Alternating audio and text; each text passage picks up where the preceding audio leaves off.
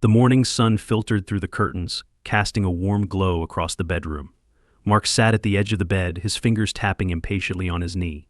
He glanced at the clock on the nightstand. 9 a.m. The girl's trip had ended, and Sarah should have been home by now. He had never been the suspicious type, but something about this trip felt off. Maybe it was the way she'd been distant lately, or how her phone always seemed to be on silent. He shook his head, trying to dismiss the gnawing feeling in his gut. The sound of the front door unlocking pulled him from his thoughts. He stood up, heart pounding, as Sarah walked in. Her hair was tousled, and she wore oversized sunglasses, despite the dim light inside the house. "Hey," she said, her voice slightly hoarse. "Sorry I'm late. Flight got delayed." Mark nodded, his eyes narrowing.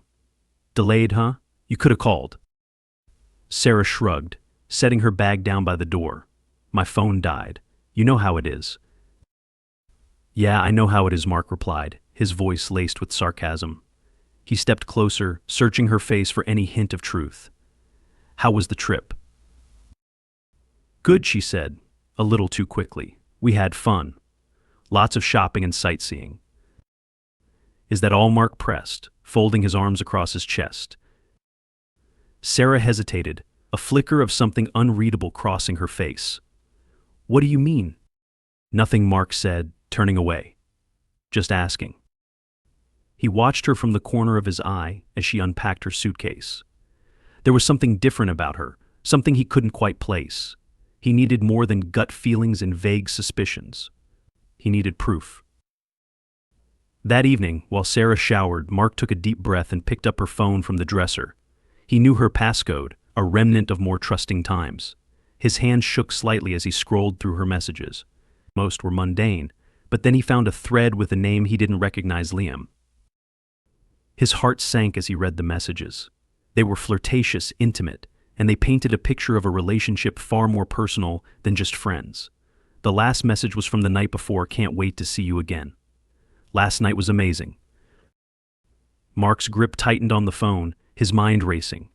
He felt a mix of rage and betrayal boiling inside him. How could she do this to him, to them?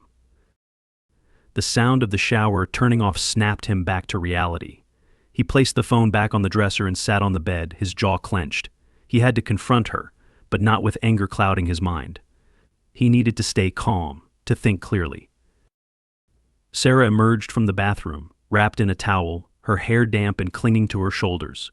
She gave him a small smile, but it didn't reach her eyes. "Feel better?" Mark asked, his voice deceptively calm. "Yeah, much," Sarah replied, running a hand through her hair. "I think I'm just going to head to bed early. I'm exhausted." Mark nodded, watching her closely. "Sure, we can talk more in the morning." Sarah hesitated, sensing the tension in his words. "Is everything okay?" "Oh, everything's just peachy," Mark said, unable to keep the bitterness from his voice. "Get some rest. We'll talk tomorrow." As Sarah climbed into bed, Mark lay beside her, staring up at the ceiling. His mind was a storm of thoughts and emotions. He knew the conversation they needed to have wouldn't be easy, but it was necessary.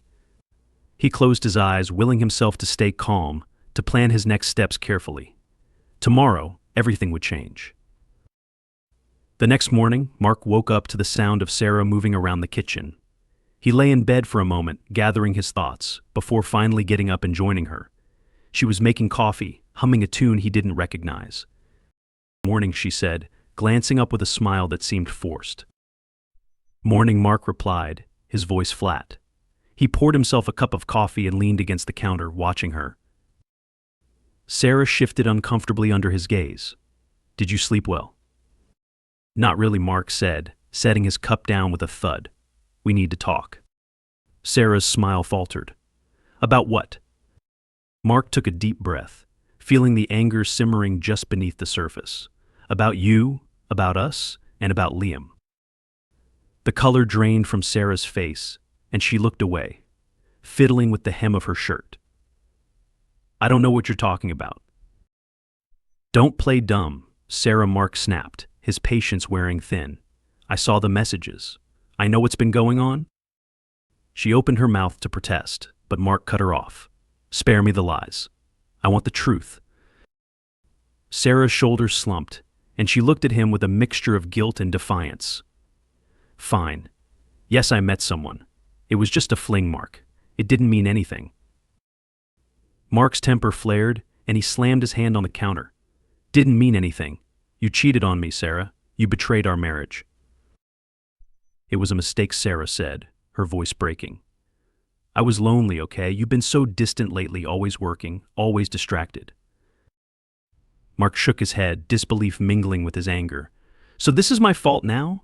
Because I was working to provide for us. That's not what I meant, Sarah said, tears brimming in her eyes. I felt neglected, and Liam was there. He made me feel wanted. Mark let out a harsh laugh. Wanted? You think that justifies what you did? I'm sorry, Sarah whispered, reaching for his hand. I never wanted to hurt you.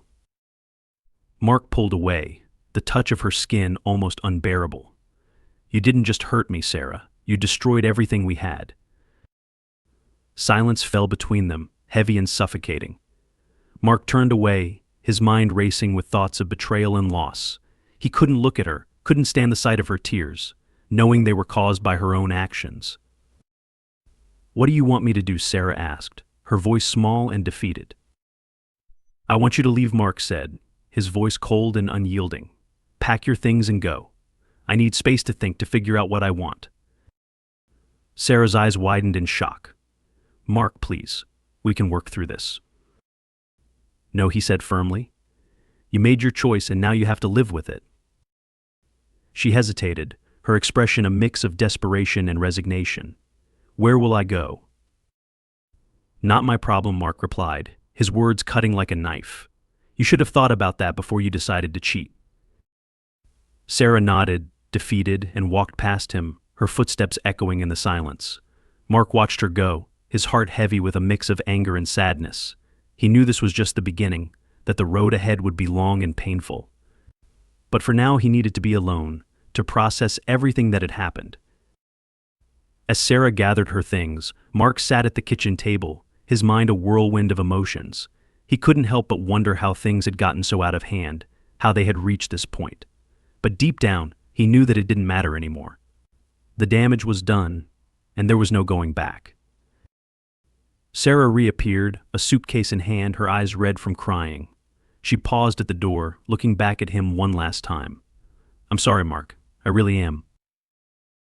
Mark didn't respond, didn't even look up.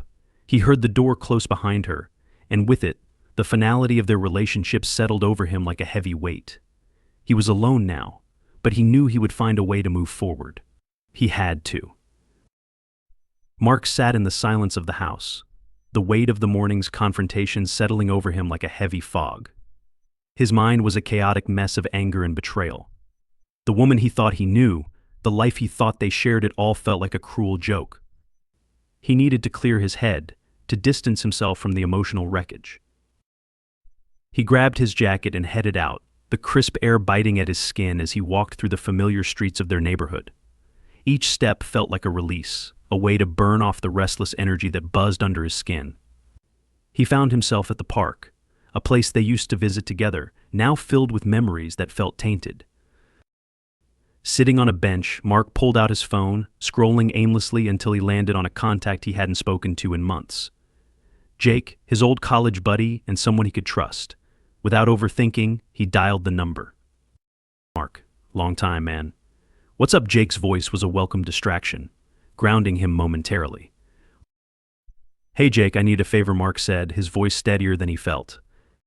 Sure, anything. What's going on? Sarah cheated on me, Mark replied, the words tasting bitter on his tongue. I need to find out more about this guy, Liam. Can you help? Jake let out a low whistle. Man, I'm sorry to hear that. Yeah, I can dig around. Do you have any details on him? Just a name and a phone number, Mark said, rattling off the information he had. All right, I'll see what I can find. Hang in there, Mark. Thanks, Jake. I owe you one. As he hung up, Mark felt a sense of purpose, a determination to uncover the full extent of Sarah's betrayal. He knew it wouldn't change what had happened, but he needed answers, needed to understand why his life had been turned upside down. Returning home, Mark was met with the emptiness of the house. The silence was oppressive, a constant reminder of Sarah's absence and the chasm between them. He busied himself with mundane tasks, anything to keep his mind from spiraling. Days passed in a blur, each one blending into the next. Mark threw himself into work, using it as an escape from the reality of his shattered relationship. He avoided calls from mutual friends, not ready to face the inevitable questions and pitying looks. One evening, as he was sifting through emails, his phone buzzed with a message from Jake. "Got some info. Call me when you can." Mark's heart raced as he dialed Jake's number, anticipation and dread coiling in his stomach. "Hey Mark, I've got some stuff for you," Jake said, his tone serious. "Okay, lay it on me," Mark replied, bracing himself. "Liam's not just a random guy. He's married, and from what I've found, he's got a bit of a reputation. His wife has no idea, though." Mark's grip tightened on the phone. "So he's a serial cheater." "Seems like it. He's been linked to a few other women, too.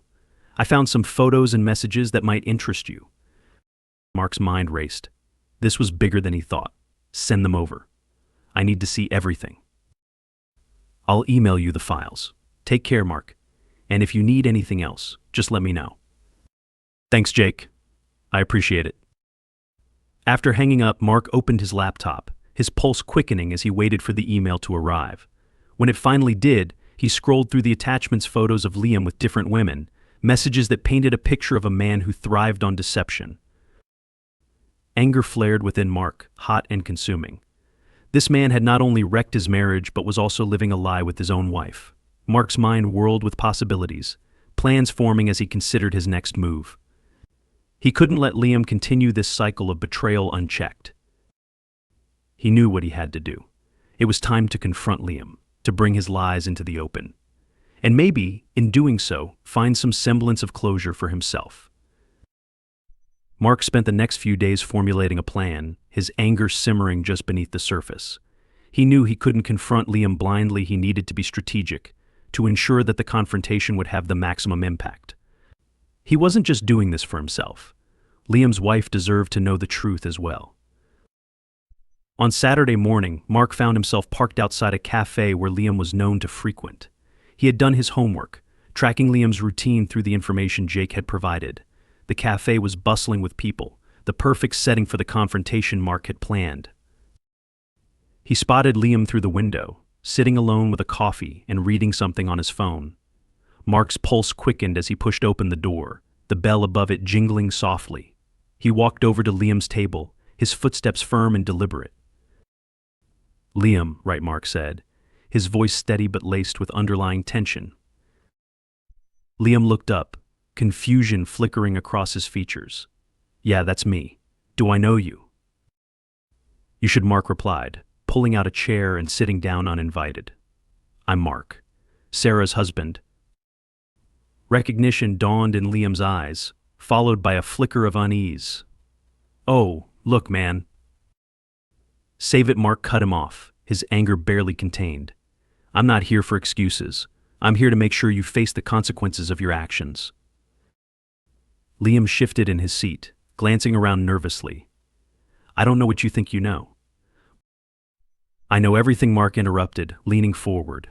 "I've seen the messages, the photos. You're not just cheating on your wife, you're a serial adulterer. This stops now." Liam swallowed hard, his bravado faltering under Mark's intense gaze. "What do you want from me?" Mark's eyes narrowed. "I want you to come clean to your wife. She deserves to know the kind of man she's married to." Liam shook his head, panic creeping into his voice. "I can't do that. It'll destroy her." "Like you destroyed my marriage," Mark shot back, his voice rising. "You didn't care about that, did you? You didn't care about the lives you were wrecking." Liam opened his mouth to respond, but Mark wasn't finished. "You have until the end of the day to tell her, or I will. And trust me, I have all the evidence I need." Liam slumped back in his chair, defeat etched across his face. "You're serious, aren't you?" "Dead serious," Mark replied, standing up. "You've been playing with people's lives for too long. It's time to face the music." Mark turned on his heel and walked out of the cafe, his heart pounding with adrenaline. He didn't look back, didn't care to see the fallout of his words on Liam's face. He had done what he came to do, and now it was up to Liam to do the right thing. As he drove home, Mark felt a sense of grim satisfaction. It wasn't the end of his journey, but it was a step towards reclaiming some control over the chaos that had enveloped his life. He knew he couldn't undo the past, but he could at least ensure that Liam wouldn't continue his destructive path unchecked. Back at home, Mark found himself pacing the living room, his mind racing with thoughts of what might come next. He knew he wouldn't get immediate closure, but he hoped that his actions would at least bring some measure of justice. The day passed slowly, each hour stretching into the next. Mark checked his phone obsessively, waiting for any sign that Liam had followed through. It was late in the evening when his phone finally buzzed with a message from an unknown number. It was Liam's wife, Anna. The message was brief, but it spoke volumes. "Thank you for telling me. I had no idea. I'm so sorry for what you've been through." Mark stared at the message, a mix of relief and sadness washing over him. He had done what he set out to do, but the reality of the situation was still hard to bear. He knew he wasn't alone in his pain, that Anna was now facing her own heartbreak. He typed a quick response, offering his support if she needed it, before setting his phone aside. The weight of the day's events settled over him, and he sank onto the couch, exhaustion pulling at his limbs. It wasn't over yet, not by a long shot, but for the first time in weeks, Mark felt like he could breathe again. Mark awoke the next morning to the sound of his phone buzzing insistently on the nightstand. He rubbed his eyes, blinking against the early morning light, and glanced at the screen. It was a call from his sister, Emily. He hesitated for a moment, unsure if he was ready to talk about everything that had happened, but he knew he couldn't avoid her forever. "Hey, Em," he answered, trying to keep his voice steady. "Mark. I've been trying to reach you for days. What's going on?" Emily's voice was filled with concern. "Sorry, things have been complicated," Mark replied, running a hand through his hair. Complicated, how she pressed, not willing to let him off the hook. "Sarah cheated on me," Mark said bluntly, the words still feeling raw and painful. "Oh, Mark," Emily breathed, her tone shifting to one of sympathy. "I'm so sorry. Are you okay?" "Not really," he admitted, his voice tinged with bitterness. "But I'm dealing with it." "Do you want to talk about it?" Emily asked gently. Mark hesitated, part of him wanting to unload everything, but another part reluctant to relive the details. "I confronted her. She's out of the house now. And I confronted the guy she was seeing. He's married too." "What a mess," Emily said, her voice filled with disbelief. "Do you need me to come over? I can help, or just keep you company?" "Thanks, Em, but I think I need some time to sort through this on my own," Mark replied, appreciating her offer but knowing he needed space. "All right, but call me if you change your mind. I'm here for you, okay?" "Yeah, I know." "Thanks," Mark said, feeling a small measure of comfort from her words. After hanging up, Mark sat in silence for a moment, letting the conversation sink in. He knew he couldn't isolate himself forever, but for now, the solitude was a balm to his wounded pride and heart. Later that day, as he was aimlessly scrolling through his phone, a call came in from an unknown number. He answered cautiously, unsure of who it might be. "Hello." "Mark, it's Anna," came the voice on the other end. "I hope it's okay that I called. I got your number from Liam's phone." "Yeah, it's fine," Mark replied, a bit surprised. "How are you holding up?" "Not great," Anna admitted, her voice laced with emotion. "But I wanted to thank you for telling me the truth. I had no idea what was going on." "I'm sorry you had to find out like this," Mark said, his anger towards Liam flaring up again. "I just couldn't let him keep getting away with it." "I understand," Anna replied, a hint of steel in her voice. "I've already kicked him out. I'm not sure what comes next, but I know I can't stay with someone who lies to me." Mark nodded, even though she couldn't see him. "Yeah, that's where I'm at too. It's hard, but we deserve better." "Agreed," Anna said, a determined edge to her tone. "I'm going to see a lawyer this week. I need to protect myself and figure out the next steps." "That's smart," Mark said, feeling a sense of solidarity with her. If you need any support or just someone to talk to, I'm here. Thank you, Mark. That means a lot, Anna replied, her voice softening. I'll be in touch. As he hung up, Mark felt a strange sense of connection with Anna. They were both navigating the wreckage left by their spouses, both trying to find a way forward in the aftermath. It was a small comfort to know he wasn't alone in this fight. The following days were a blur of paperwork and phone calls.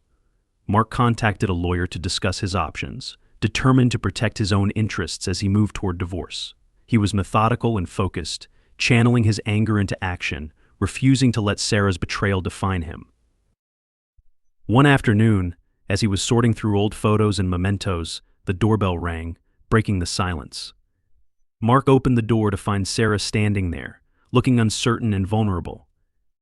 "Mark, can we talk?" she asked, her voice tentative.